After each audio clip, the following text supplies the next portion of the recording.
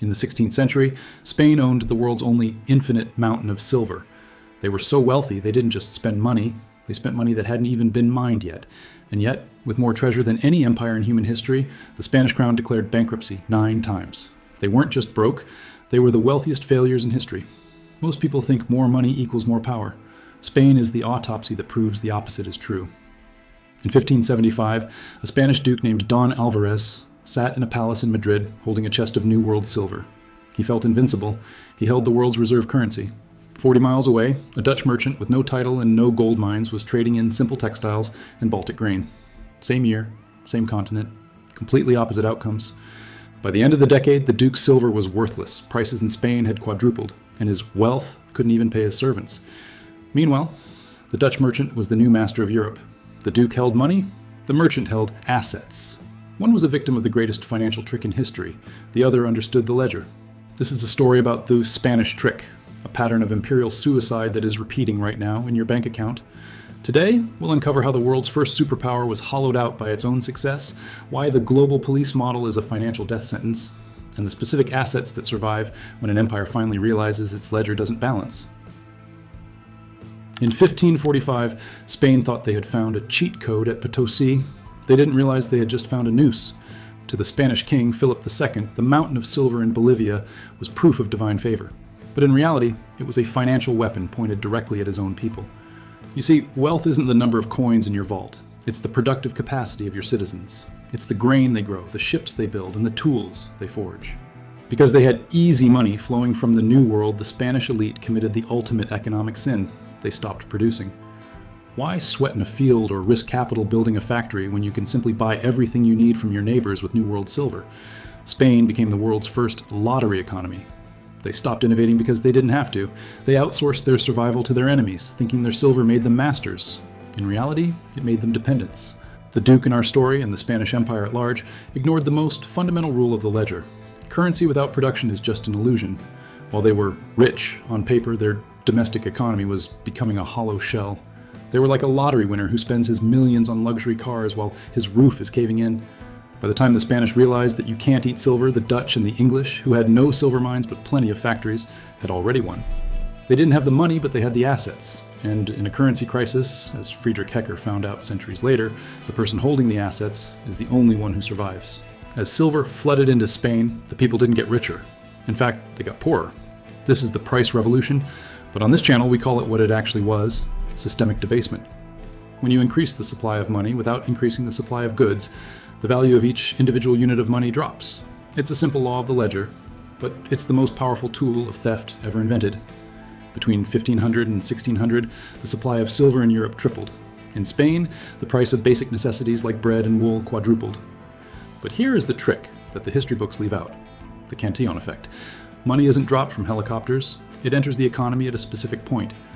In the 16th century, that point was the king's court and the high nobility, the duke in our story. They received the silver first. They spent it while prices were still low, buying up land, jewelry, and assets. By the time that silver trickled down to the local baker or the peasant, prices had already adjusted upward.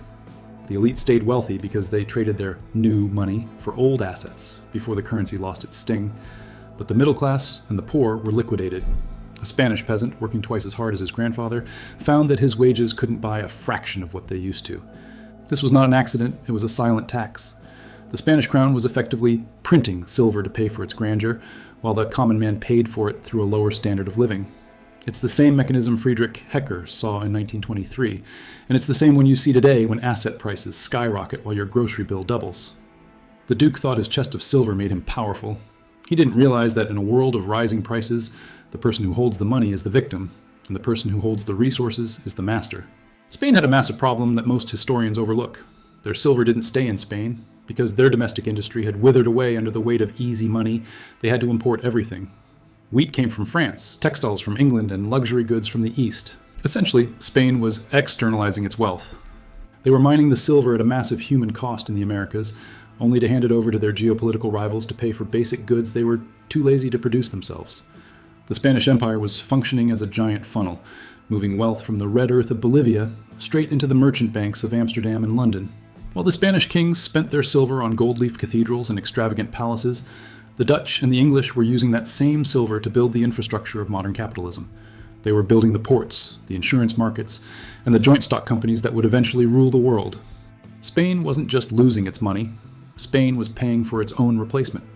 They were the world's greatest consumer, while their rivals became the world's greatest producers. In the ledger of history, the consumer always eventually becomes the servant of the producer. You would think that with all the silver in the world, the Spanish government would be the most solvent institution on earth. But the Spanish trick had a second, deadlier half: the architecture of debt. Spain wasn't just spending its silver, it was spending silver that hadn't even been mined yet. King Philip II was a man obsessed with a singular, expensive vision: the preservation of Catholic hegemony. This put Spain in a state of permanent, multi-front war. They weren't fighting for trade routes, they were fighting forever wars against everyone. The Dutch Revolt, a brutal 80-year conflict where the Spanish spent millions of ducats trying to crush a rebellion fueled by Protestantism and a desire for free trade. The Ottoman Empire, constant naval clashes in the Mediterranean to stop the spread of Islam. England and France, secular and religious rivalries that required the construction of massive fleets like the Armada. By the late 1500s, the Spanish military budget was consuming over 80% of the total imperial revenue. Maintaining the tercios, the elite Spanish infantry, across Europe cost roughly 4 million ducats a year. To put that in perspective, a single silver fleet arrival was often only 2 million. Spain was running a permanent deficit of 100% or more. Why didn't they realize they were bankrupt? Because of the resource illusion. When you have a mountain of silver, you don't think about budgets, you think about flow. They believed that as long as the ships kept coming, the debt didn't matter. They confused a temporary windfall for a permanent high. Since the silver didn't arrive every day, but the soldiers needed to be paid every week, the Spanish crown became a junk bond borrower. They turned to the great banking houses of Europe, the Fuggers of Germany and the Genoese of Italy. These bankers were the shadow elites of the 16th century. They provided the crown with short-term loans called asientos. The interest rates were predatory, often between 12% and 40%, because the bankers knew the risk was astronomical. You might ask, weren't they expanding territory? Weren't they getting wealthy? This is the heart of the ruin. Territory is an asset, but it's also a liability. Every new mile of land in the Americas or the Philippines required a garrison, a governor, and a supply chain. History doesn't repeat, but the mechanics of ruin are identical. Today, we don't mine silver in the Andes. Our Potosí is the central bank's digital ledger. When a government runs up massive deficits and asks the central bank to create money out of thin air through quantitative easing, they are repeating the Spanish trick. They tell you it's for stimulus or growth or social stability. But just like the Spanish silver influx, this new money doesn't create wealth. It redistributes it. It creates two distinct realities. The asset bubble. The new money flows first into the hands of those who already own the world, stocks, real estate, and gold, causing their prices to soar. The stealth tax. For the average person relying on a salary or a pension, this is a line of code that devalues your life's work. You are watching the price revolution in real time. The coins look the same, the bills look the same, but the value has been hollowed out. Just like King Philip II, modern governments are trapped in a debt loop. They cannot stop printing because the moment they do, the house of cards collapses. They have privatized the gains and socialized the losses, and just like the Spanish peasants 500 years ago, you are the one holding the bill for an empire that refuses to look at the ledger. This brings us to the present day and the crossroads of the American empire.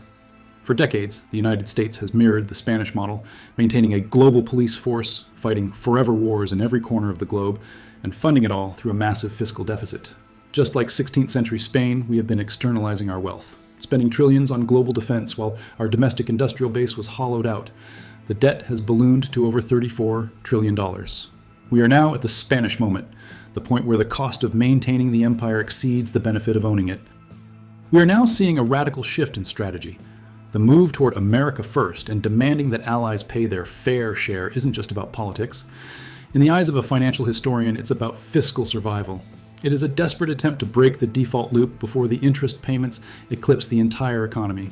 If we continue to pay for the security of the entire world while our own debt interest spirals out of control, we meet the same fate as Philip II, a superpower that is technically rich but functionally bankrupt, beholden to the modern version of the Genoese bankers, the global bond markets. The fall of Spain reminds us that when money stops being real and starts being a tool for forever wars, society itself begins to unravel. The ruins of the past show that no amount of silver or digital dollars can save an empire that refuses to live within its means. The barbarians didn't destroy Spain, the interest rates did. So, what is the takeaway for you? Look at the ledger, not the news. When they talk about defending democracy abroad, look at the deficit at home. That is where the real war is being lost. Build real wealth. Don't trust in paper promises or the stability of a debt-ridden state. Invest in assets that have tangible value outside the system, productive land, hard resources, and specialized skills. Understand the cycle. We are witnessing the pivot from imperial expansion to fiscal contraction. Those who recognize this shift will protect their fortune. Those who don't will be part of the ruin. The financial tricks that kept Spanish peasants broke are the same ones draining your bank account today. The only difference is whether you recognize them in time. Subscribe to Fortune and Ruin as we continue our autopsy of history's greatest financial events. Let's uncover the financial truths that the history books left out. Your fortune depends on it.